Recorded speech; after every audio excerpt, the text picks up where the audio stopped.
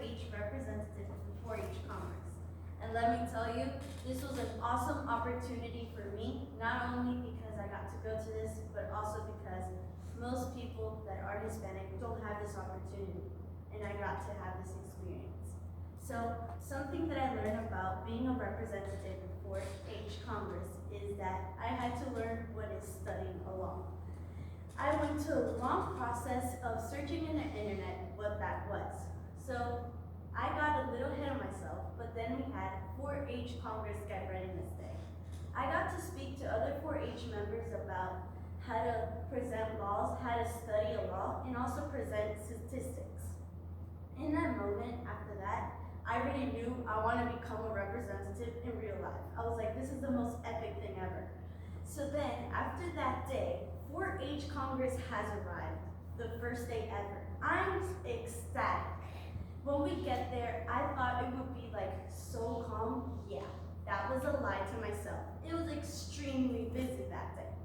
After that day, we got to meet some of our colleagues and talk about how you should be able to present a law in front of other members, in front of a microphone, and how you had to present and how you needed to be dressed.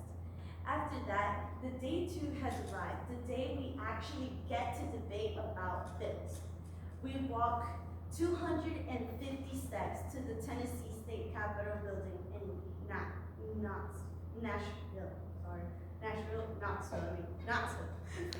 When we got to Knoxville, I saw the building. It was marvelous inside and out. Unfortunately, that day, we couldn't go to the House of Representatives and debate there, but we did get to go to Porterdale Hall, which is an underground building in the Tennessee Capitol. After that day, when we were debating there, I learned many new things, many new techniques to learn how to speak up and practice my English. Very important. When I was there, I got to present one of the laws that was very talked about. You shouldn't be able to hold a phone while driving. And if you didn't know, that law did get passed, so now watch out. When that law got passed, many of the kids were thinking about the reason it should be technology has been an advantage now. And people use Bluetooth microphones and all these sort of things to make it worth it. But I said no, because not all people like to go with technology, like to go and advance more. But also the safety risk that there is in holding a phone, it's a less percentage than actually texting. So I said phone risk is not that high risk, and it's also saying like you cannot smoke a cigarette while you're in your car. Is also the government is also telling you you can't do what you have in your own property. That was the main big thing that was happening in 4-H Congress, the most debated one, but then there was another one. You shouldn't be able to bid in high school sports or college level sports. I was strongly against this one just because you're taking the integrity of a game, and not only that, you're putting athletes in a risk.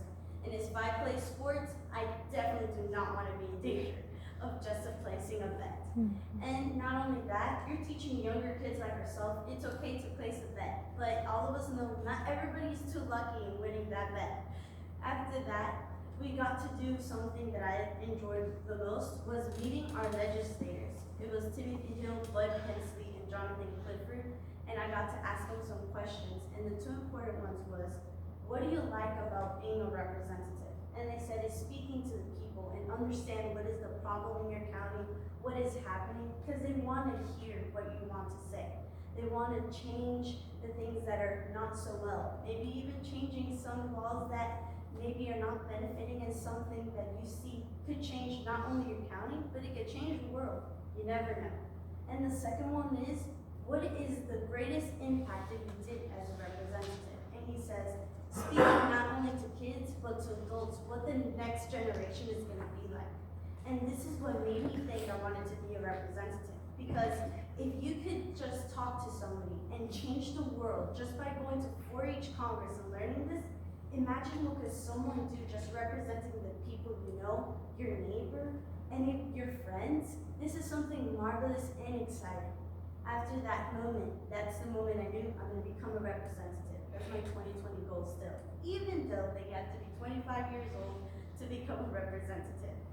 After that moment, I said to my mom when we were the last day of 4-H Congress, we're gonna make this happen. And to this day, I got to meet Timothy Hill's mom, and she got to speak to me about what are the processes to become a representative, and she has loads of information, some words I had to look up in the dictionary. But 4-H Congress didn't just open my eyes to an opportunity that most people that are minorities have. I got to tell other kids like myself, you can achieve something bigger. 4-H Congress made me feel that I don't have to put myself little just because who I am, where I come from, or the stuff that I do. And not only me, I want to become a representative. There's other Hispanic kids and Indian kids that I have friends with, and they said they want to represent. But they're not just going to stop at the state level of representing. They're gonna go countrywide, and actually one of my friends is already asking their parents to go to a 4-H, trying to make a group where 4-H kids want to not just represent their state, but represent their state in Washington, D.C., and able to make good government decisions. Because if kids can do it, if adults can do it, why can kids not? Thank you so much and have a good evening.